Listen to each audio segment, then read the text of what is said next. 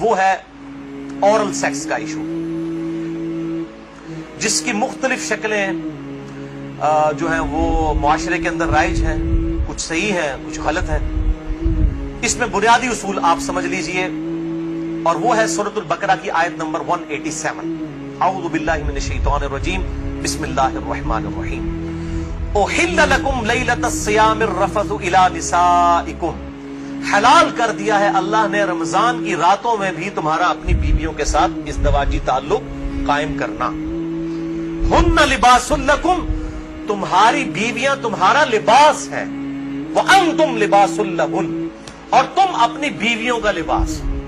اب یہ لباس میں نے جو پہنا ہوا ہے، اس لباس اور میرے جسم کا کوئی پردہ نہیں ہے، میاں بیوی کا آپس میں کوئی پردہ نہیں ہے، کیونکہ ایک دوسرے کا لباس ہے، ایک دوسرے کی عفت اور عصمت کی حفاظت کا ذریعہ بھی ہے، ایک وہ معنی بھی ہے، اور دوسرا اس حوالے سے پریکٹیکلی بھی وہ لباس ہے کہ میاں بیوی کا آپس میں کسی بھی چیز کا کوئی پردہ نہیں ہے۔ کسی حدیث کے اندر کوئی اس طرح کی چیز رپورٹ نہیں ہوئی۔ اس حوالے سے ایک مردود اور منقطع روایت پیش کی جاتی ہے، اور اس تابعی کا سما جو ہے وہ سیدہ عائشہ رضی اللہ تعالیٰ عنہا سے ثابت ہی نہیں ہے۔ سنن ابن ماجہ میں حدیث ہے 1922، مشکات میں 3123 ہے، لیکن مردود روایت ہے، منقطع ہے، کہ اما عائشہ رضی اللہ تعالیٰ عنہا کا بیان ہے کہ میں نے نبی صلی اللہ علیہ وسلم کی شرمگاہ کبھی نہیں دیکھی۔ لیکن یہ روایت ہی ضعیف ہے، جس کی بنیاد کے اوپر لوگوں نے اورل سیکس کے حوالے سے عجیب و غریب فتوے دیے، اور کہا کہ جی میاں بیوی ایک دوسرے کی شرمگاہ کو نہیں دیکھ سکتے، یعنی وہ کہتے دیکھ ہی نہیں سکتے، اگلی بات تو آپ چھوڑ ہی دیں۔ تو یہ حدیث ہی بالکل جو ہے وہ منقطع ہے اور مردود روایت ہے، جس کی بنیاد پہ یہ پورے کا پورا ایک اسکول آف تھاٹ کھڑا کیا ہوا ہے۔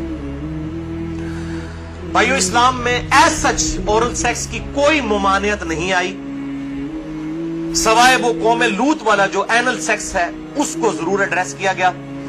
اس حوالے سے جتنی بھی باتیں کی جاتی ہیں وہ علماء کے فتوے ہیں، اور ظاہر ہے کہ جب فتویٰ ہوگا تو وہ ایکسپرٹ اوپینین ہے، وہ اجتہادی ایشو ہے، اس میں کوئی شخص بھی دلائل کے ساتھ کسی کے ساتھ اختلاف کر سکتا ہے، اور اس کو آپ کتاب و سنت کی نص کی طرح بالکل فائنل اتھارٹی نہیں مان سکتے، اس کے لیے دلائل دینے کی ضرورت ہوگی۔ زبانی کلامی نہیں کہ میرا دل نہیں مانتا، یہ چیزیں اس طریقے سے نہیں۔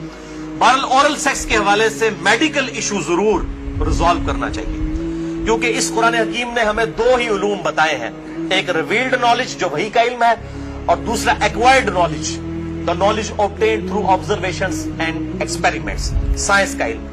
ان دو میں سے اگر ایک علم بھی یہ چیز ویریفائی کر دے کہ اس طرح کا ایکٹ جو ہے صحت کے لیے نقصان دہ ہے، تو پھر اس کی اسلام میں اجازت نہیں ہوگی۔ مثال کے طور پر یہ جو یورینیم ہے، اگر آپ اس کو نیکڈ ہاتھ لگائیں گے تو سکن کینسر اس کی وجہ سے ہو سکتا ہے۔ یہ قرآن و حدیث میں نہیں موجود، لیکن سائنٹیفکلی پروف ہے۔ تو یہ اس کو پھر اس طریقے سے پریکٹس کیا جائے گا اور بچا جائے گا۔ اس حوالے سے میں نے گفتگو بھی کر دی ہے، مسئلہ نمبر 39، علم وحی اور علم سائنس کی اہمیت اور ان کا دائرہ کار، اہل سنت پاک.com پہ۔ بہرحال میں نے اشارتاً اب گفتگو کر دی ہے، عقل مند کے لیے اشارہ کافی ہے، اس میں مزید ڈیٹیل میں جانے کی ضرورت نہیں ہے۔ البتہ آخر میں سیکس کے اعتبار سے دو بڑے کریٹیکل ایشوز ہیں، ان کو ایڈریس کر دوں۔ بڑے دو اہم مسائل ہیں، تاکہ کوئی تشنگی باقی نہ رہے۔ پھر بھی اگر کسی کی کوئی تشنگی باقی رہے، لیکچر کے اینڈ پہ پوچھ سکتے ہیں، یا بعد میں بھی مجھے ای میل کر سکتے ہیں، mirza_95@yahoo.com۔ اور ای میل کے حوالے سے میں آج کل بڑی آزمائش سے گزر رہا ہوں، ای میلز جو ہیں وہ سینکڑوں ہزاروں تک پہنچ جاتی ہیں، اس لیے بعض کا 7-8 دن لگ جاتے ہیں میں جواب، یعنی پہلے تو ایک دن میں دے دیتا تھا، اب وہ ایک ہفتے سے بھی بڑھ جاتا ہے۔ یہ تو ابھی شکر ہے جو اہل سنت پاک.com پہ آتی ہیں وہ ہمارے فرحان بھائی جواب دیتے رہتے ہیں، ورنہ وہ بھی دینی پڑے، اور واٹس ایپ کا جو علیحدہ سے معاملہ میں نے تو وہ مصیبت پالی نہیں ہوئی ہے، کیونکہ میں اس کو مینج کر نہیں سکتا۔ تو یہ آخر میں دو اہم ترین مسائل میں نے بیان کرنے تھے اسی سیکس ڈسپلن کے پوائنٹ آف ویو سے۔ پہلا مسئلہ ہے وہ ہے بڑی عمر کی رضاعت کا مسئلہ، یعنی اگر میں کھل کے بیان کروں کہ اگر کوئی مرد اپنی بیوی کے پستان سے دودھ پی لے تو کیا اس سے رضاعت ثابت ہوگی؟ کیا نکاح ٹوٹ جائے گا؟ کیا اس طرح کا کوئی معاملہ ہو جائے گا؟ کیونکہ امام ابن تیمیہ نے اس قسم کا فتویٰ دیا، اور وہ آج تک جو ہے وہ اہل حدیث کے گلے میں فٹ ہوا ہے۔ سارے تو نہیں، مطلب جو اہل علم ہے وہ تو سمجھتے ہیں کہ فضول فتویٰ تھا، ان کے نزدیک تو اس طریقے سے رضاعت ثابت ہو جائے گی اور نکاح بھی ٹوٹ جائے گا۔ تو میں اس کو ایڈریس کرتا ہوں۔ صحیح بخاری اور صحیح مسلم کی متفقن علیہ حدیث ہے. بخاری میں 5099 5099، مسلم میں 3568 3568، اور مشکات میں بھی ہے انٹرنیشنل نمبر کے مطابق 3161 کہ آپ صلی اللہ علیہ وسلم نے ارشاد فرمایا کہ جو رشتے دودھ کی وجہ سے، جو رشتے جو ہے وہ نسب کی وجہ سے حرام ہوتے ہیں، وہی رشتے دودھ پینے کی وجہ سے بھی حرام ہو جاتے ہیں. یعنی اگر دو مختلف ماں باپ والے بچوں نے کسی ایک کامن عورت کا دودھ پی لیا ہے تو اس عورت کی جو اولاد ہے وہ ان کے بہن بھائی بن جائیں گے دودھ کے رشتے کی وجہ سے. تو جس طریقے سے نسب جو ہے وہ حرمت والا رشتہ بنا دیتا ہے، اسی طریقے سے رضاعت کا رشتہ دودھ پینے کی وجہ سے بھی اسٹیبلش ہوتا ہے، اور وہ ایک دو بار دودھ پینے سے نہیں. وہ صحیح مسلم میں 3597 نمبر حدیث ہے، مشکات میں 3167 3167 کہ کم از کم 5 مرتبہ اگر کوئی عورت دودھ پلا دے کسی بچے کو تو پھر وہ بچہ جو ہے اس عورت کی جو ڈائریکٹ اپنی اولاد ہے اس کا وہ بہن بھائی بن جائے گا 5 دفعہ کم از کم.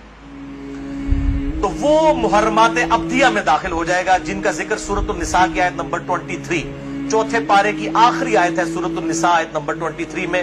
ہمیشہ کے لیے جو حرمت والے رشتے ہیں، یعنی ماں باپ کے ساتھ، اس طریقے سے دادی دادا، اس طریقے سے چچا تایا ماموں، یہ سارے رشتے جو حرمت والے ہیں وہ اسی ایک آیت کے اندر بیان ہوئے ہیں سورۃ النساء آیت نمبر 23. بھائیو، اس حوالے سے جو احادیث کچھ پیش کی جاتی ہیں کہ اگر کوئی عورت پیالے میں اپنا دودھ نکال کے کسی مرد کو پلا دے تو وہ اس کے ساتھ حرمت والا رشتہ اس کا اس طریقے سے بن جائے گا، تو وہ اس کے لیے محرم ہو جائے گی. تو وہ احادیث منسوخ ہیں اور ان کی ناسخ حدیث صحیح بخاری اور صحیح مسلم دونوں میں موجود ہے. اب امام ابن تیمیہ ان حدیثوں کے اوپر عمل کر کے انہوں نے فتویٰ دے دیا کہ اگر کوئی مرد اپنی بیوی کا دودھ پی لے تو نکاح بھی ٹوٹ گیا، ہمیشہ کے لیے وہ حرام ہو گئی. اور یہ سارا معاملہ، حالانکہ یہ حدیث موجود ہے بخاری اور مسلم دونوں میں. صحیح بخاری میں انٹرنیشنل نمبر کے مطابق 5102، صحیح مسلم میں 3606 اور مشکات میں 3168 3168 کہ نبی صلی اللہ علیہ وسلم نے ارشاد فرمایا الرضاعۃ من المجاعہ کہ جو رضاعت کا رشتہ ہے یہ بھوک کی عمر تک ہے. جب بچہ بھوک کی عمر میں دودھ مانگتا ہے، یعنی زبان سے نہیں وہ مانگ سکتا، بھوک کی عمر تک رضاعت کا رشتہ رہتا ہے. اور وہ قرآن حکیم میں 2 سال بتائی گئی ہے دودھ چھڑانے کی عمر. تو آپ صلی اللہ علیہ وسلم نے کلیئر کٹ فرما دیا کہ جو دودھ چھڑانے کی عمر ہے اس دوران اگر کوئی بچہ دودھ پی لے، اور وہ بھی صحیح مسلم کی حدیث کے تحت 5 مرتبہ، تو تب رضاعت کا رشتہ، دودھ کا رشتہ اسٹیبلش ہوگا، ورنہ نہیں ہوگا. تو اب جو بڑا مرد ہے وہ تو 2 سال کا تو نہیں ہے. تو اس میں ظاہر ہے کہ بالکل امپلائڈ ہے کہ اگر کوئی اس طرح کا معاملہ کر لیتا ہے تو نہ رضاعت قائم ہوگی اور نہ میاں بیوی کا آپس میں کوئی نکاح ٹوٹنے والا معاملہ ہوگا.